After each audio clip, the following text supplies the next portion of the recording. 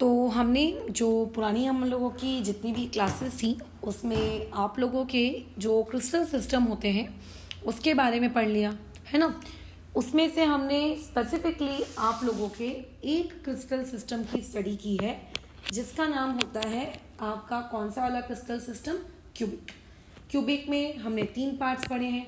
एक पढ़ा है सिंपल क्यूबिक, एक पढ़ा है आप लोगों ने एफसीसी और एक पढ़ा है बीसीसी। और तीनों ही यूनिट सेल्स के लिए उनके z की वैल्यू कितनी आएगी। ठीक है, ये बात अलग है कि इस साल से तुम्हारी बुक वालों ने z वाला सिंबल भले ही हटा दिया हो, लेकिन मैं फिर भी उसको z बोलती हूँ। न्यूमेरिकल सॉल्व करते वक्त कंफ्यूजन भी कम होती है और इतना लंबा चौड़ा लिखना भी नहीं पड़ता है।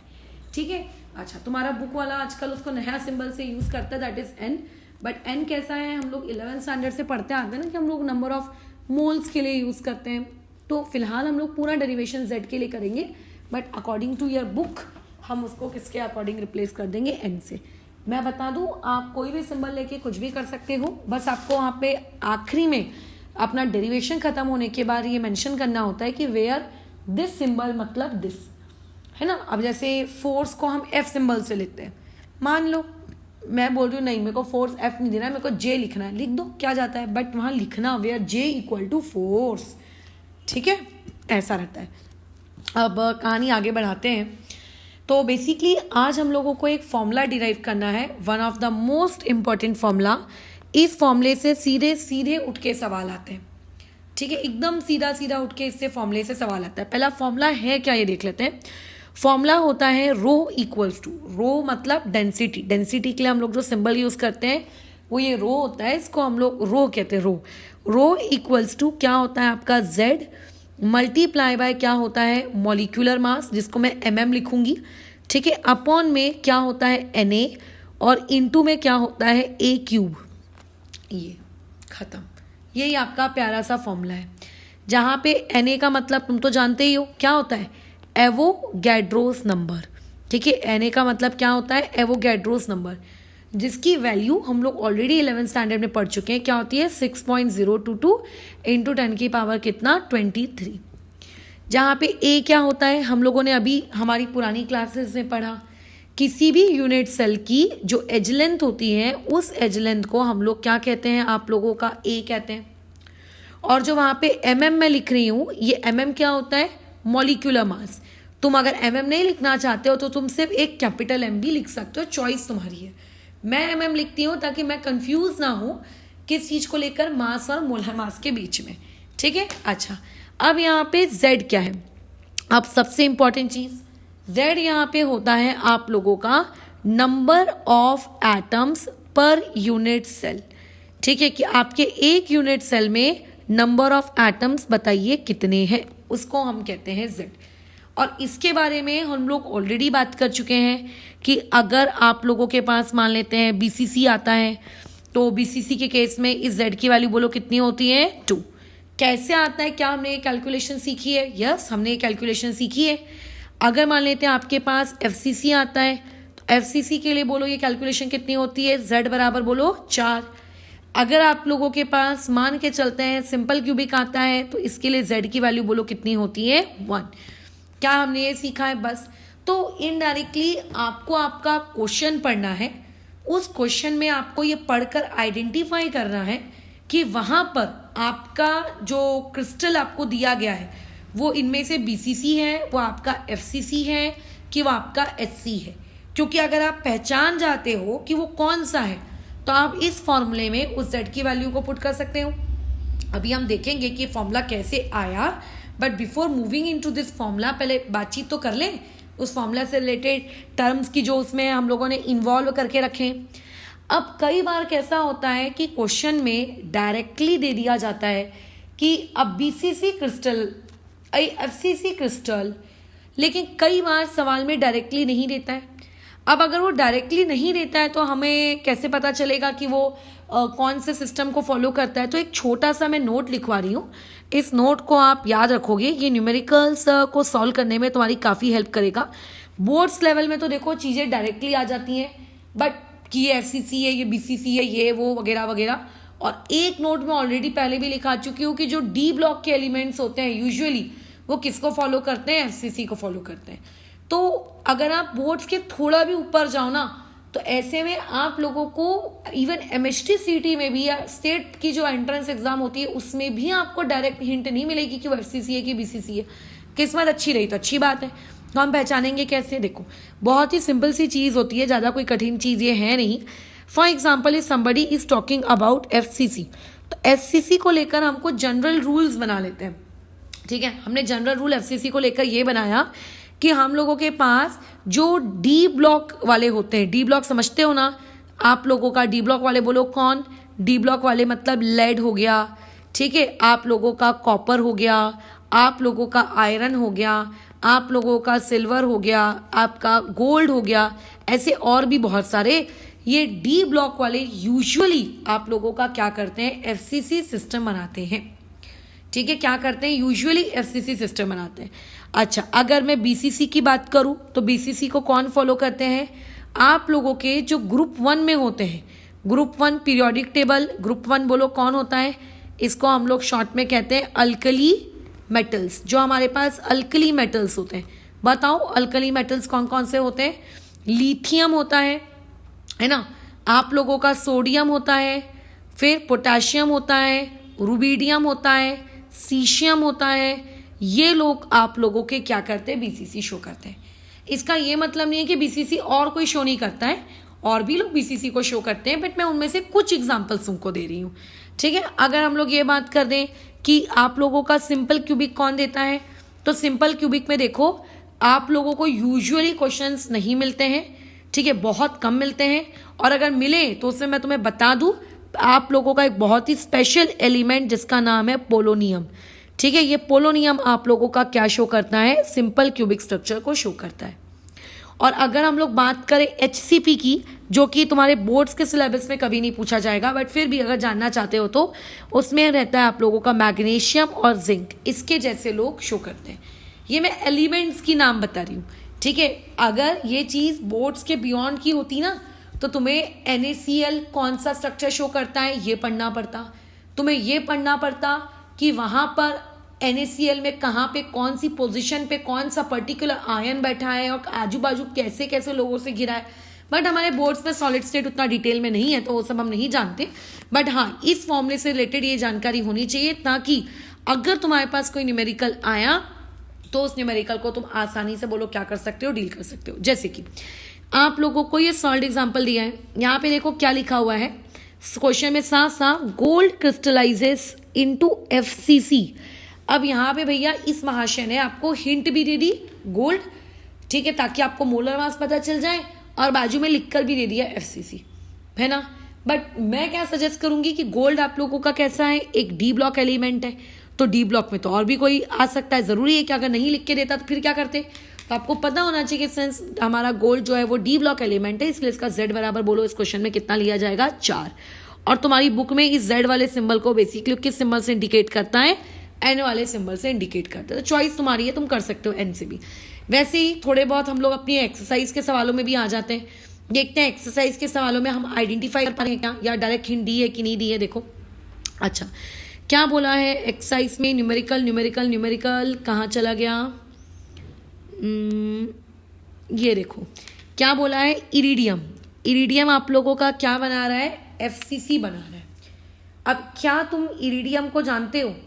ठीक है, अब तुम बोलोगे यार पर्सनली तो हम इरिडियम को नहीं जानते, बट इरिडियम सुना भी है क्या? तो हाँ, सुना सुना तो लग रहा है। कौन से ब्लॉक का एलिमेंट होता है? एस ब्लॉक का तो नहीं हो सकता, ये एक फैक्ट है ना। उसमें तो वही आते हैं, हेलिना की रब से फरियाद, बेटा मांगे कार स्कूटर बाप रोए। पीरियोडिसिटी में मैंने सिखाया है, अगर किसी को नहीं भी याद है ये निमोनिक्स तो कोई दिक्कत नहीं, ग्रुप 1 ग्रुप 2 याद कर लो, बहुत फायदा रहेगा। पी ब्लॉक में नहीं आता, एफ ब्लॉक में नहीं आता। इरिडियम अगेन आप लोगों का क्या होता है? एक डी ब्लॉक होता है। तो अगर यहाँ पे ऐसा नहीं भी लिख कर आता है कि एफसीसी को फॉलो करता है, देखो कहीं पे लिखा है कि एफसीसी फॉलो करता है, हाँ ये लिखा है। यहाँ पे नहीं भी लिख कर आता तो भी आपको पता होना चाहिए किसको फॉलो करता है, आप लोगों के एफसीसी को फॉलो करता है। ठीक है, अच्छा अब जैसे एल्यूमिनियम है, एल्यूमिनियम के बारे में हमने कोई जनरलाइज रूल नहीं बनाया है, लेकिन देखो उसने साफ साफ लिख के दे दिया कि ये सीसीपी को फॉलो करता है। मैडम हमने तो सीसीपी पढ़ा ही नहीं है। बिल्कुल हमने सीसीपी नहीं पढ़ा, लेकिन हमने एक नियम भी तो पढ़ा है कि सीसीपी और एचसीपी का जो रहता है जेड, वो किसके बराबर रहता है, आप लोगों के एफसीसी के बराबर होता है। यानी कि सीसीपी पढ़ो कि एचसीपी पढ़ो कि आप एफसीसी पढ़ो, इन सभी के लिए आपका जेड वैसा ही होता है ना। ये यहाँ पे हिंट हो गई। चलो, तो इस तरीके से आपको क्वेश्चन में रीड करना है। तो कई बार आपको डायरेक्टली वहाँ पे लिख के दे देता है कि एक एलिमेंट के पास बीसीसी स्ट्रक्चर है। देखो यहाँ लिख के दे दिया कि उसके पास बीसीसी स्ट्रक्चर है, बट अगर लिख के नहीं दिया होता फिर क्या करते। तो ऐसे केस में आपको एलिमेंट्स के इन हिंट से पहचानते आना चाहिए। तो यहाँ तक हमारी बातचीत हो गई। अब आगे कंटिन्यू करते हैं। आगे बातचीत ये है कि यहाँ पे ए फॉर एप्पल, जिसको मैं कह रही हूँ एज लेंथ, क्या तुम्हें किसी भी क्वेश्चन में एज लेंथ गिवन होती है क्या? तो देखो, ए का मतलब हम समझते तो हैं कि ए का मतलब बेसिकली आप लोगों का होता क्या है, एज लेंथ होता है।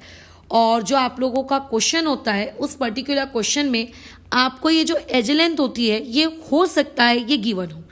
ठीक है, हो सकता है ये एज लेंथ आपको क्या है, गिवन है। बट अगर मान लेते हैं ये एज लेंथ आपको गिवन नहीं है, फिर क्या करेंगे?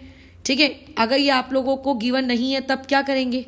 तो ऐसे केस में हम लोगों को एक बात ध्यान रखनी है कि अगर एज लेंथ नहीं दी होगी तो कोई ना कोई इंफॉर्मेशन दी होगी जिसकी मदद से हम ए निकाल सकते हैं।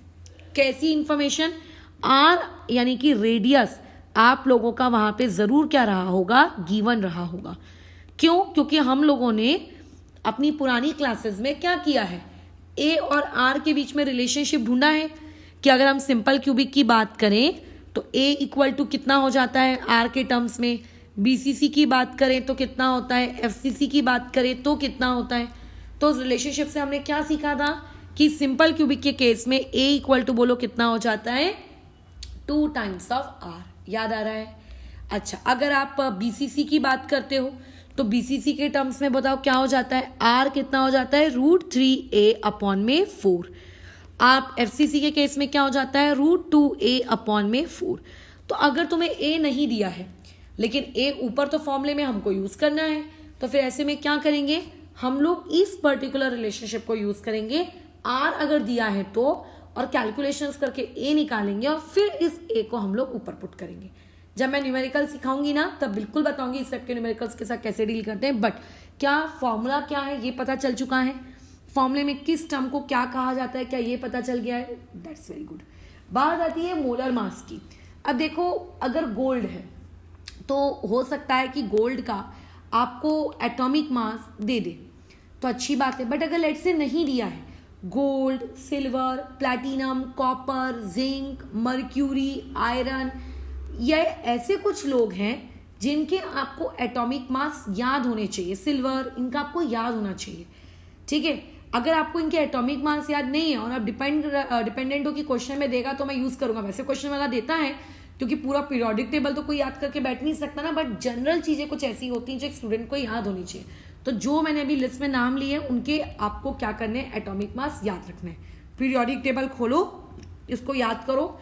Mercury, silver, gold, copper, zinc, lead, इनका क्या होता है। प्लैटिनम को भी चलो कर लो, लिथियम, सोडियम, पोटेशियम, रुबिडियम, इनका भी कर लो।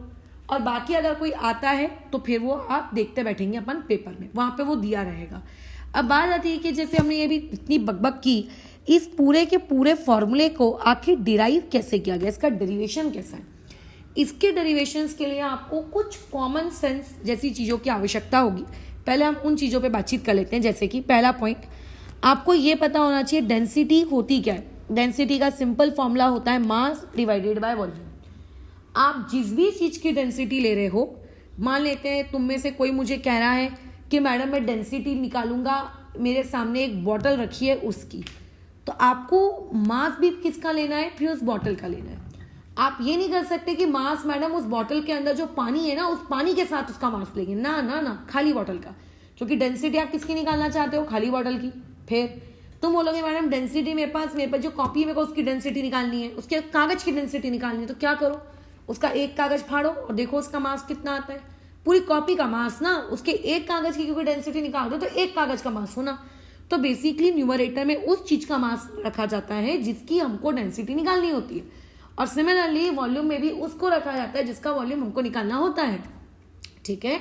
तो ऐसे केस में अगर मैं तुमसे ये कहूंगी कि अगर आपको डेंसिटी कैलकुलेट करनी है किसकी, यूनिट सेल की, तो आपको न्यूमरेटर में मास भी किसका रखना पड़ेगा, यूनिट सेल का रखना पड़ेगा, और डिनोमिनेटर में जो वॉल्यूम है वो भी किसका रखना पड़ेगा, यूनिट सेल का रखना पड़ेगा, ठीक है। क्या हम लोगों को यूनिट सेल का वॉल्यूम निकालते आता है क्या? तो कल की क्लास में हम लोगों ने पैकिंग इफिशिएंसी निकालना सीखा है, और मैंने तुम्हें क्या बताया था वहां पे कि हमारा जो यूनिट सेल है, हमारा जो सिलेबस है, हम लोग हमारे सिलेबस में क्या पढ़ते हैं, क्यूबिक यूनिट सेल पढ़ते हैं। क्या पढ़ते हैं हम हमारे सिलेबस में, cubic unit cell. Cubic unit cell का मतलब क्या होता है, जिसका ए बी सी तीनों इक्वल होते हैं, और जिसके अल्फा बीटा गामा ये तीनों बराबर बोलो कितने होते हैं, 90 डिग्री के होते हैं। और बचपन में हमको हमारे टीचर्स ने सिखाया है कि volume of cube is what, आप लोगों की जो भी साइड है उसका इस तरीके से क्यूब। तो अगर मैं ऐसा मान के चलूं कि आप लोगों का क्यूब है, उसकी साइड ए फॉर एप्पल है, तो इस एप्पल का cube is known as what, volume of unit cell, ठीक है। यानी कि हमें ये तो पता है कि वॉल्यूम ऑफ यूनिट सेल क्या है। चलो कम से कम डेंसिटी निकालने के लिए जो डिनोमिनेटर में वॉल्यूम चाहिए था वो तो हमें कम से कम पता है। बट द पॉइंट इज, ये जो ऊपर में मास है, इस मास का मैं क्या करूं, ये क्या मुझे यूनिट सेल का मास पता है क्या? अब देखो यूनिट सेल का मतलब क्या होता है, यूनिट सेल इतनी स्मॉलेस्ट रिपीटिंग यूनिट होती है जिसको जब मैनी टाइम्स रिपीट किया जाता है तब जाके क्रिस्टल बनता है। यानी कि तुम्हारे घर में अगर तुम्हें किचन में वो शक्कर का एक दाना भी अगर दिख रहा है ना, वो क्रिस्टल है एक, और उस एक छोटे से क्रिस्टल को बनाने के लिए हो सकता है करोड़ों यूनिट सेल्स उसके अंदर यूज किए हो। अब इमेजिन करो शक्कर का दाना खुद कितना छोटा है, तो यूनिट सेल कितना छोटा रहा होगा, वो भी करोड़ों यूनिट सेल जुड़े होंगे तब जाके वो एक शक्कर का दाना बना होगा, है ना। समझ में आ रही बात? मतलब यूनिट सेल बेसिकली इनविजिबल होता है, ठीक है। अगर मैं तुमसे ये कहूं कि यूनिट सेल आप लोग आंखों से देख सकते हो क्या, तो नहीं भैया, यूनिट सेल्स को हम लोग मान के चलते हैं कि यूनिट सेल्स हम लोगों के कैसे हैं, ऑलमोस्ट इनविजिबल है। अब जो चीज इनविजिबल है उस इनविजिबल चीज का आपको मास निकालना है। अब जैसे कल को कोई तुमसे बोलेगा, अंशुल बोलेगा कल मैंने ना 2 किलो का सपना देखा, क्या बातचीत कर रहा है, सपने को कभी कोई मास में नाप सकता है क्या, उसका मास निकाल सकता है क्या, क्योंकि वो चीज तो रियलिटी में है ही नहीं। फिर ध्रुव बोलेगा नहीं मैंने तो 3 किलो का देखा। बताओ क्या सपनों को, ड्रीम्स को, इनविजिबल एंटाइटी को आप उसका मास निकाल सकते हो क्या? या फिर मैं अगर कहूंगी कि मैं मेरे रॉबी से 4 किलो का प्यार करती हूँ, क्या आप उस लव को मास में कैलकुलेट कर सकते हो? आप उसको वेइंग मशीन में रख के उसका मास कैलकुलेट कर सकते हो क्या? ऑब्वियसली नहीं कर सकते हो, है ना। तो इट मीन्स दैट जो चीज इनविजिबल है, जो इमेजिनेशन है, राइट, उसको आप उस इमेजिनेशन को कैसे मेजर कर सकते हो? आप उसको मेजर तो नहीं कर सकते। इसका मतलब अगर तुम में से किसी की शैतानी दिमाग ये ऐसा चल रहा है कि मैडम इसको वेइंग मशीन में जाकर रख देंगे और वेइंग मशीन में जाकर रखेंगे, वहां से उसका मास निकल के आ जाएगा, तो नहीं, आप इस यूनिट सेल को वेइंग मशीन में नहीं रख सकते, ठीक है। इसका वेइंग मशीन में मास नहीं निकाला जा सकता। फिर मैं इसका मास कैसे निकालूं? डाउट, कंफ्यूजन, अब क्या करें, मास तो निकालना है। अब यहां समस्या आ गई, अब कैसे कैलकुलेट करें, समस्या के साथ कैसे समाधान निकालें? तो देखो, सबसे पहली बात, आपके यूनिट सेल के अंदर कितने पार्टिकल्स हैं, आप पहले उस पर बात करो। तो देखो, अगर मैं सिंपल क्यूबिक की बात करूं तो हमें लगता है कि सिंपल क्यूबिक में, क्योंकि कॉर्नर्स में एटम्स मौजूद होते हैं, 8 कॉर्नर्स में, तो 8 एटम्स होने चाहिए। बट रियलिटी में क्या 8 एटम्स होते हैं क्या? नहीं होते। हम इस टॉपिक पर ऑलरेडी डिस्कशन कर चुके, दोबारा डिस्कशन करने का कोई फायदा नहीं है ना। 2-3 बार, हर बार डिस्कशन कर चुकी हूं मैं। जब मैंने वो पीछे radius, packing efficiency, volume, Z जब निकालना सिखाया तब बताया कि रियलिटी में सिंपल क्यूबिक में आपको लगता है कि 8 पार्टिकल्स होंगे, बट रहता कितना है? सिर्फ 1। आपको लगता है कि बीसीसी में 9 पार्टिकल्स होंगे, बट रहते कितने हैं? 2। आपको लगता है कि एफसीसी में 14 पार्टिकल्स होंगे, बट रहते बोलो कितने हैं? 4, है ना। तो आपको सबसे पहले कितने पार्टिकल्स हैं ये पता होना चाहिए, ठीक है भैया, वो तो पता होगा, जेड पता है तो सब पता है। आप पहले ये बताओ कि अगर मैं तुमसे ये कहूं कि जाकर उस एक पार्टिकल का, अब वो पार्टिकल कुछ भी हो सकता है, वो एटम भी हो सकता है, वो आयन भी हो सकता है, वो मॉलिक्यूल भी हो सकता है, वो कुछ भी हो सकता है। उस पर्टिकुलर एक एटम का जाकर उस पर्टिकुलर एक पार्टिकल का आप क्या करो, मास कैलकुलेट करो। मैंने आपसे ये क्वेश्चन पूछा, आप मास कैलकुलेट करो, तो आप उस एक पर्टिकुलर पार्टिकल का मास कैलकुलेट करोगे कैसे? ये हम लोगों के दिमाग के अंदर आ गया डाउट। अब हमें तो क्योंकि वो यूनिट सेल नहीं दिखता, यूनिट सेल को जब मैं वेइंग मशीन पे नहीं रख सकती, तो मैं फिर उस मास को कैसे रखूंगी? ठीक है, मैं मास को कैसे रखूंगी उस एक वेइंग स्केल पर? उसका मैं मास कैसे? देखो बहुत सारी क्लैरिटी मिलेगी किसने किस तरीके से काम करती है। और हाँ, यहाँ पे एक चीज और ऐड करना चाहूंगा, जो एम्स की चीज है उन्होंने कहा है थर्ड वेव भी आ सकती है। ठीक है, अच्छा, तो आप उस एक पार्टिकल के मास को कैसे कैलकुलेट करोगे? ये हम लोगों का सबसे बड़ा डाउट। अब वो एक पार्टिकल का मास हम कैसे कैलकुलेट करें? तो देखो बहुत ही सिंपल है, इसके लिए 11th क्लास आनी चाहिए, है ना। अब देखो कई, चलो बाद में उससे बात करेंगे, पहले एक पार्टिकल का आपको मास निकालते आना चाहिए। कैसे? हमने ये चीज़ ऑलरेडी पढ़ी हुई है कि मोल्स क्या होते हैं, आप लोगों का मास अपॉन में बोलो कौन सा, मोलर मास। क्या ये बात समझ में आ रही है? मास अपॉन में मोलर मास। अब तुम लोगों को ये चीज़ मैंने बहुत अच्छे से जब मोल कंसेप्ट पढ़ाया था 11th स्टैंडर्ड में, जो पहला चैप्टर पढ़ाया था उसमें अच्छे से बताया था कि आप लोगों के पास अगर कोई ये कह रहा है कि लेट आपके पास 1 मोल है, मान लेते कोई कह रहा है कि ले भैया मेरे पास 1 मोल है, तो बेसिकली उस 1 मोल के अंदर में कितने पार्टिकल्स होते हैं? Na पार्टिकल्स होते हैं। ये 11th में हमने पढ़ा था, उस 1 मोल के अंदर कितने पार्टिकल्स होते हैं? Na पार्टिकल्स होते हैं। अब मैं तुमसे कहती हूँ कि चलो एक काम करो, इस फॉर्मूले में यहाँ पर 1 की वैल्यू पुट कर दो, क्योंकि मोल्स हमने 1 माने हैं। तो व्हेनेवर जब भी हम लोग वहाँ पे मोल्स की क्वांटिटी को 1 रखेंगे, तो ऐसे में क्या हो जाएगा? यहाँ से आप लोगों को क्या शिक्षा मिलती है कि जब भी आप 1 रखोगे, आप लोगों का मास और आप लोगों का मोलर मास आपस में क्या हो जाता है? इक्वल हो जाता है।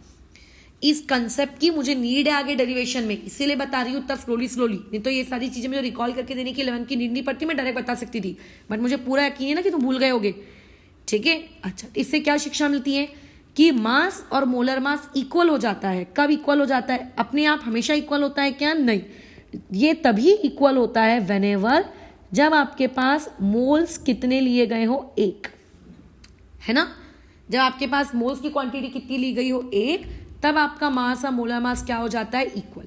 या फिर दूसरी भाषा में कह सकती हूं मैं कि जब भी 1 मोल यानी कि Na पार्टिकल्स, जब आपके पास Na पार्टिकल्स होते हैं तो उन Na पार्टिकल्स के लिए मास और मोलर मास क्या हो जाता है? आपस में इक्वल। क्या ये बात समझ में आ रही है? Na पार्टिकल्स के लिए मास और मोलर मास कितना हो जाता है? आपस में equal. Please focus on this line. Na particles के लिए मास और मोलर मास क्या हो जाता है? इक्वल। यानी कि मैं ऐसा कह सकती हूं, क्या मैं ऐसा कह सकती हूं कि मेरे पास Na पार्टिकल्स थे, तो उन Na पार्टिकल्स के लिए, अच्छा रुको, ऐसे नहीं लिखते, ऐसे में तुम कंफ्यूज हो जाओगे। ऐसा मैं क्या लिख सकती हूँ? 2 कॉलम बना के कि जब मेरे पास पार्टिकल्स की क्वांटिटी Na थी, तो Na पार्टिकल्स का जो मास था वो बेसिकली कोई और नहीं बल्कि आप लोगों का अपना खुद का मोलर मास था, है ना। जब हम लोगों ने पार्टिकल्स की क्वांटिटी बोलो कितनी ली? Na ली, तो मास कुछ और नहीं होता है बल्कि मोलर मास ही मास कहलाता है। लेकिन अभी मेरा क्वेश्चन क्या था कि आपके पास अगर पार्टिकल सिर्फ 1 होता तो उसका मास बोलो कितना होता? तो मान के चलते हैं मेरे पास पार्टिकल कितना है? 1, तो उसके लिए मास कितना होगा? Let's say x। तो काउंट करो, इस x की वैल्यू बोलो कितनी आ जाएगी? यहां से इस x की वैल्यू आ जाएगी आप लोगों की कुछ इस प्रकार से कि x इक्वल्स टू व्हाट? आप लोगों का मोलर मास अपॉन में बोलो क्या? Na। ठीक है, अपॉन में Na, जहां पे ये x क्या है? जहां पे ये x का मतलब होता है मास ऑफ 1 पार्टिकल। ठीक है, उस यूनिट सेल के अंदर 1 पार्टिकल है, तो उस 1 पार्टिकल का मास क्या कहलाएगा? Molar mass divided by Na। Very important formula, ठीक है, वेरी इंपॉर्टेंट। कई बार हो सकता है आप ऐसे किसी न्यूमेरिकल के साथ डील करो जब आपको डायरेक्टली बोले कि लो भैया मास ऑफ 1 पार्टिकल बराबर इतना, तो आपको पता होना चाहिए कि मास ऑफ 1 पार्टिकल बराबर इतना मतलब वो आपको मोलर मास अपॉन Na की वैल्यू दे रहा है। ये होता है mass of 1 particle.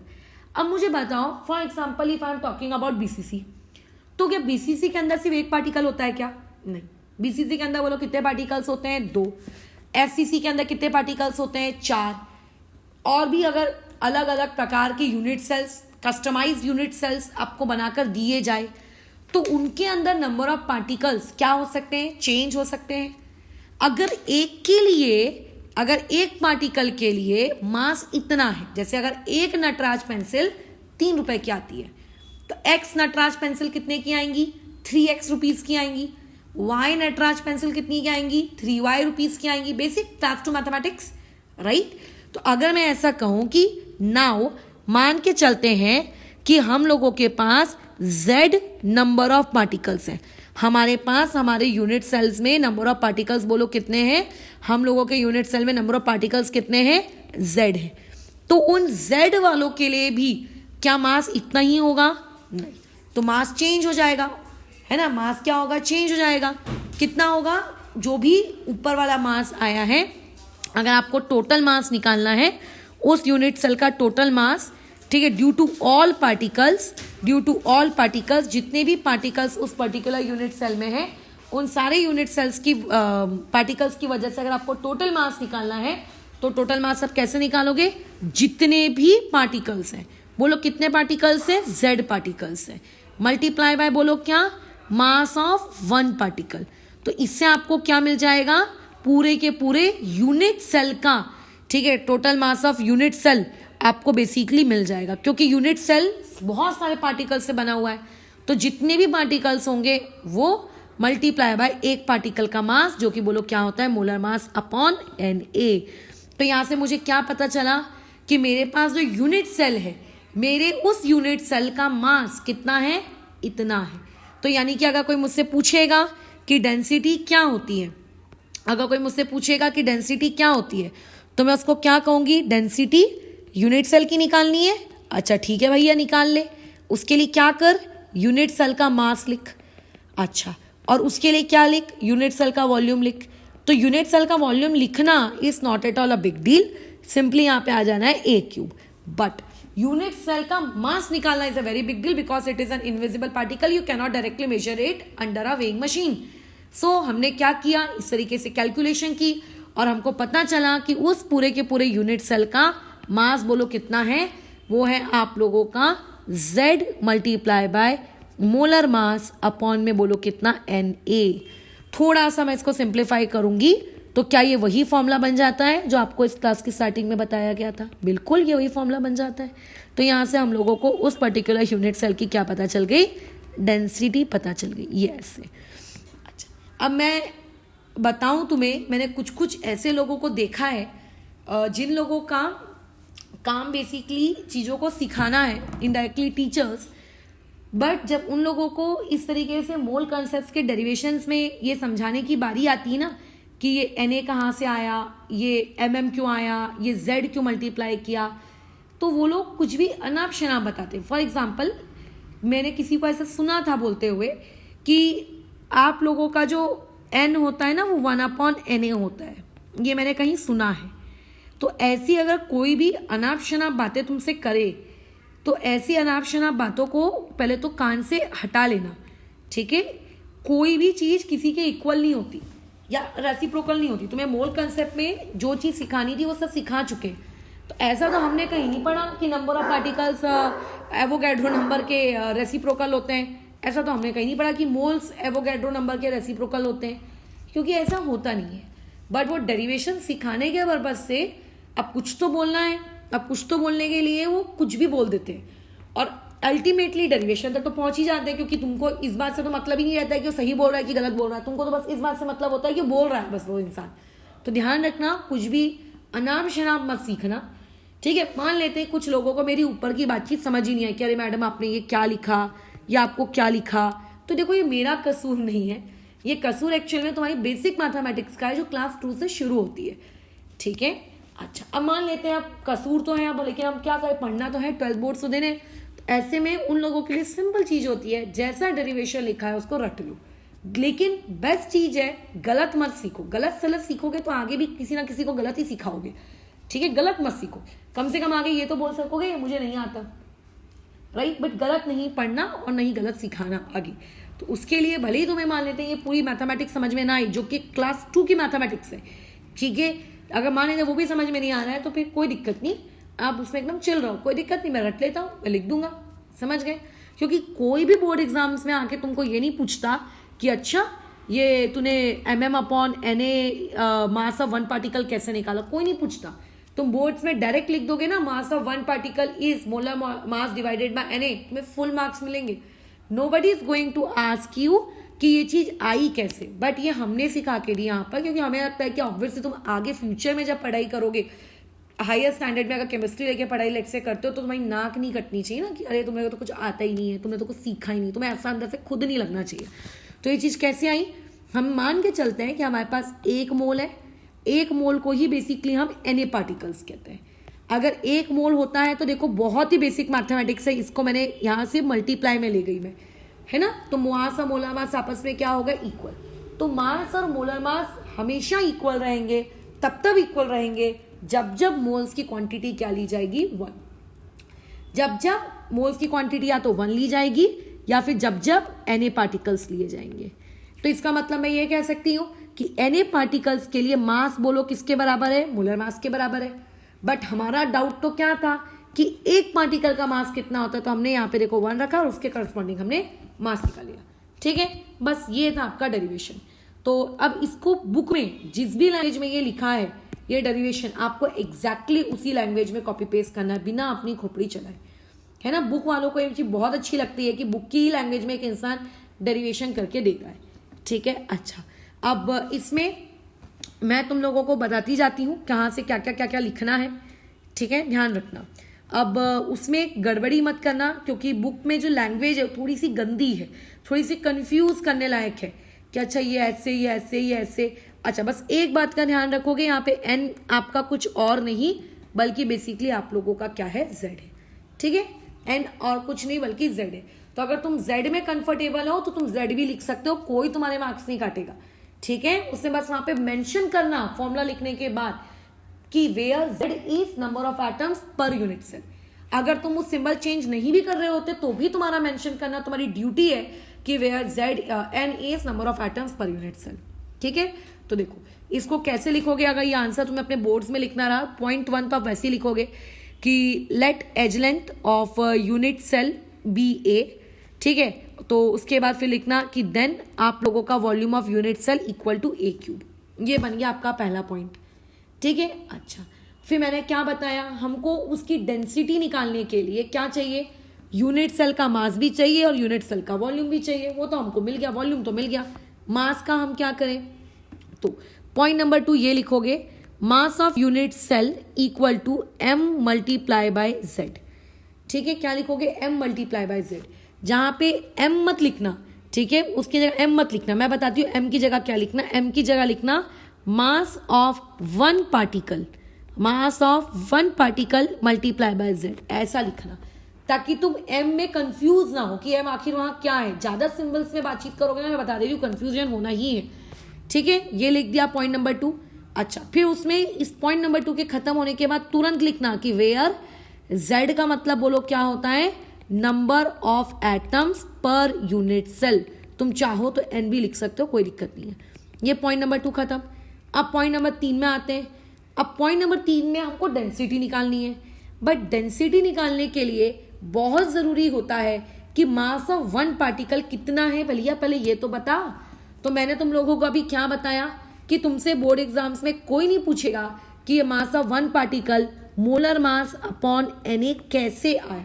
I explained you बहुत ही प्रॉपर मैनर में कि कैसे आ रहा है। इवन हर अच्छा टीचर तुम्हें इस चीज को एक्सप्लेन करके ही देगा कि कैसे आ रहा है, ठीक है। लेकिन बोर्ड्स में आपको इस चीज को लिख कर सॉल्व करके डिराइव करके दिखाने की जरूरत नहीं है। आप सीधा क्या करो, अपना पॉइंट नंबर 3 इसको बनाओ और वहां पे क्या लिखना, ये सब काट दो, ये सब फालतू बकवास जो लिखी ना काटो, इसको हटाओ, ऐसा गंदगी है। ये mass of one particle equal to क्या लिखोगे, mm यानी कि बोलो कौन, मोलर मास अपॉन में Na, ठीक है। कैसे आया मत समझाओ किसी को, बस लिख दो। और उसके क्योंकि देखो बुक वाले भी नहीं बेसिकली नहीं समझाया है, उसने भी बस उसको छाप दिया और कुछ नहीं किया है, ठीक है। और वेयर वहां पे बस लिख देना, Na का मतलब होता है एवोगैड्रो नंबर और mm का मतलब होता है molar mass of that substance. फिर चौथा पॉइंट ना इसको बनाना अपना, ये जो थर्ड पॉइंट बुक में दिया है इसको अपना चौथा पॉइंट बनाना कि डेंसिटी ऑफ यूनिट सेल, उसके बाद ये फॉर्मूला, ठीक है। उसके बाद फॉर्मूला लिखने के बाद बोलो क्या करना है, वॉल्यूम की जगह क्या पुट करना, ए क्यूब पुट करना, और मास ऑफ वन पार्टिकल आपको पता चल गया कितना होता है m/na। अच्छा रुको, इसको फिफ्थ पॉइंट बनाओ, फोर्थ पॉइंट इसको बनाना कि इसको एक इक्वेशन नंबर दे देना, इसको ये ऊपर वाली को एक इक्वेशन नंबर दे देना, और मास ऑफ वन पार्टिकल को एक इक्वेशन नंबर 2 दे देना। फिर लिखना फोर्थ पॉइंट में कि put equation number 2 in equation number 1। ऐसा पुट करने से क्या होगा, आपको मास मिल जाएगा। किसका मास मिल जाएगा, यूनिट सेल का मास मिल जाएगा। बोलो क्या होता है मास ऑफ यूनिट सेल, एक मास का पार्टिकल मल्टीप्लाई बाय जेड। तो कितना आ जाएगा, molar mass multiply by Z upon में बोलो कितना, a cube, sorry not a cube, एक मिनट, एक्सट्रीमली सॉरी मैंने गलती कर दी। Mass, molar mass multiply by Z upon में एन ई, ठीक है। ये हो गई आपकी इक्वेशन नंबर 4। इसको दे देना, मतलब स्टेप नंबर 4 इसको देना इक्वेशन नंबर 3। अब स्टेप नंबर 5 बनाना आखिरी में इस डेंसिटी वाली को, और क्या लिखना कि ये होता है डेंसिटी का फॉर्मूला। वॉल्यूम की जगह में क्या पुट कर रहा हूं, ए क्यूब, और मास ऑफ यूनिट सेल की जगह में क्या पुट कर रहा हूं, यही mm/z/na, और फाइनल एक्सप्रेशन आ गया तुम्हारे हाथ में, खत्म। तो इसमें ज्यादा गिनगिन करनी है, मैं लगे तो क्लियर तरीके से लिख के दिखा देती हूँ कि इस चीज का अगर तुम्हें आंसर लिखना रहता है तो तुम क्या करते। सबसे पहले क्या लिखते कि लेट आप लोगों का जो एज लेंथ है, उस एज लेंथ को, किसकी एज लेंथ, मेरी की तुम्हारी, यूनिट सेल की, कितना मान लेते हैं हम लोग, ए, ठीक है। तो यहां से वॉल्यूम उस यूनिट सेल का बोलो कितना आ जाता है, ए क्यूब आ जाता है। Give it equation number 1। Step number 2 में आ जाओ, आपको क्या निकालना है, आपको मास निकालना है, किस चीज का, यूनिट सेल का। तो जो मास ऑफ यूनिट सेल होता है वो क्या होता है, आपके उस यूनिट सेल के अंदर जो एक पार्टिकल होगा, उस एक पार्टिकल का मास मल्टीप्लाई बाय जेड। यहां पे लिखना कि जेड का मतलब क्या होता है, ठीक है, and give it equation number 2। Point number 3 में आप डायरेक्ट लिखो कि मास ऑफ वन पार्टिकल अगर हमको कैलकुलेट करने को बोला जाए तो क्या लिखेंगे हम लोग, molecular mass divided by Na। फिर उसके नीचे एक्सप्लेन करना कि वहां पे मॉलिक्यूलर मास, mm का मतलब मॉलिक्यूलर मास होता है और Na का मतलब एवोगैड्रो नंबर होता है, ठीक है। फिर इसको दे देना अपनी इक्वेशन नंबर 3, और बेसिकली 3 को जाके पुट करना है कहां पे, 2 में। तो जो चौथी स्टेप होगी वहां क्या आ जाएगा कि put equation number 3 in equation number 2। अगर ऐसे आपने किया तो आपके पास उस यूनिट सेल का मास कितना निकल के आ गया, बोलो, एक का मास, यानी कि mm/Na मल्टीप्लाई बाय जेड, ये आ गया मेरे पास उस यूनिट सेल का complete mass. Give it equation number 4। अब देखो इक्वेशन नंबर, मतलब स्टेप नंबर 5 में क्या है, डेंसिटी का फॉर्मूला लिख देना कि डेंसिटी ऑफ यूनिट सेल का मतलब होता है हमें मास चाहिए किसका, यूनिट सेल का, हमें अपॉन में वॉल्यूम चाहिए किसका, यूनिट सेल का, है ना, तभी हमको डेंसिटी मिलेगी। अब मास ऑफ यूनिट सेल कहाँ से ला रहे हैं, इक्वेशन नंबर 4 से उठा के ला रहे हैं। तो जैसा 10th बोर्ड्स का जब पेपर लिखे तो कैसे लिखते थे, रीजन देते थे ना हर जगह, तो यहाँ रीजन देना फ्रॉम 4। वॉल्यूम की जगह हम ए क्यूब लिख रहे हैं, कहाँ से आया, आप लोगों के फ्रॉम 1 आया, ये ऐसे बस खत्म हो गए हमारे रीजन।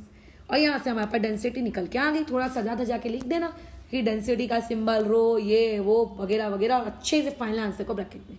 बुक के डेरिवेशन में जाना नहीं, बुक ने जो लैंग्वेज लिखी है ना बहुत ही गंदी लिखी है सिड की किताब में, इतनी गंदी कि एक स्टूडेंट अगर उसको रटने भी जाए ना तो बेचारा कंफ्यूज हो जाना है। स्टेप्स बहुत ही सिंपल है, कुछ भी इसमें ऐसा लगा क्या कठिन है, नहीं, बस यहाँ से आ गया हमारा रिलेशनशिप। अब यही सेम रिलेशनशिप आप लोगों को यहाँ पे भी देखो डिराइव करके दिया गया है, ये यहाँ पे, ठीक है, ये देखो ये यहाँ पर क्या किया है उसने, बस रो को उस तरफ कर दिया, मोलर मास को वो उधर ले गया। तो ये कोई महान डेरिवेशन नहीं है, हाँ, लेकिन यहाँ से जो डेरिवेशन हो रहे हैं कि number of particles in x gram metal में कितना होगा, number of unit cells x gram metal में कितने होंगे, number of unit cells V volume में कितने होंगे, ये थोड़े से आपके अच्छे डेरिवेशंस हैं जिसको आपको सीखना पड़ेगा। ऊपर वाला कितना इजी था, ये भी इजी है, बट इसके लिए बेसिक मैथमेटिक्स आनी चाहिए क्लास 2 वाली कि एक केला 2 रुपए का, तो बताओ 5 केले कितने के, अगर 5 केले 50 रुपए के तो बोलो एक केला कितने का, ये वाली मैथमेटिक्स आनी चाहिए। बस इतनी मैथमेटिक्स आती है ना तो ये बहुत ही हलवा चीज़ है, बहुत ही आसान से हो जाएगी। तो फिलहाल अभी हम लोग इस पर्टिकुलर डेरिवेशन पे अपना काम रोकते हैं आज के लिए। कल हम लोग ये छोटे छोटे 3 डेरिवेशंस पढ़ेंगे और उसके अलावा आप लोगों का इसके आगे का जो टॉपिक है डिफेक्ट्स में हम लोग मूव करेंगे, डिफेक्ट्स के इंट्रोडक्शन में, फिर बाद में डिफेक्ट्स के डिटेल में जाएंगे। ठीक है, तो आज का काम तुम्हारे पास सिंपली क्या है, इस डेरिवेशन को अपनी कॉपी में लिखना और जो तुम लोगों को नोट्स बनवा के दिए गए हैं याद रखने के लिए कि बीसीसी कब होगा, एफसीसी कब होगा, वो सब करना। पूरी बातचीत में कहीं पे भी मैंने कोई कठिन लफ्ज का इस्तेमाल नहीं किया है, बट स्टिल अगर तुम लोगों की सोच ऐसी है कि नहीं ये बेसिक मैथमेटिक्स तो बहुत कठिन लग रही है, तो ऐसे में रट लो, कोई दिक्कत नहीं है। 2-3 में प्रैक्टिस करो, याद होने ही होना है ना। 99% बोर्ड एग्जाम देने वाले बच्चे रट के ही बैठते हैं, किसी को पता नहीं होता है। इवन पढ़ाने वाले जो लोग एमएससी करके निकल जाते हैं उनको तक पता नहीं होती चीजें, वो भी रट रट के एग्जाम देते हैं। बट स्टिल अगर तुम्हारे अंदर छोटा सा भी बुद्धि है और तुम चाहते हो चीजों को समझना, तो ये चीज तुम्हारे लिए है कि किस तरीके से एक पार्टिकल के मास को मैंने mm/na लिखा। क्या कोई खतरनाक मैथ्स इन्वॉल्व की क्या यहाँ पे? नहीं, क्लास 2 की मैथ्स कि देखो उधर 1 से मोलर मास मल्टीप्लाई होगा तो mass equal to molar mass आ जाएगा, है ना। इस तरीके की क्लास 2 मैथमेटिक्स। इन केस अगर फिर भी किसी को वापस से समझना है, वो समझने का इच्छा रखता है, तो उसमें बताओ, मैं फिर से एक बार समझा दूंगी इस चीज को, अलग से एक स्पेशल इतने ही पार्ट का एक वीडियो बना के कि कैसे आया। बट अगर सीखना चाहते हो तो, जो कि बहुत ही आसान चीज है। ठीक है, ओके, तो फिर यहाँ पे ओवर करते हैं और इसके आगे हम लोग अभी कल कंटिन्यू करेंगे वो छोटे छोटे 3 पिद्दी से डेरिवेशंस को देखकर, जो कि 1 मार्क के सवाल में आपको पूछे जा सकते हैं, और फिर हम लोग डिफेक्ट्स का इंट्रोडक्शन करेंगे। ठीक है।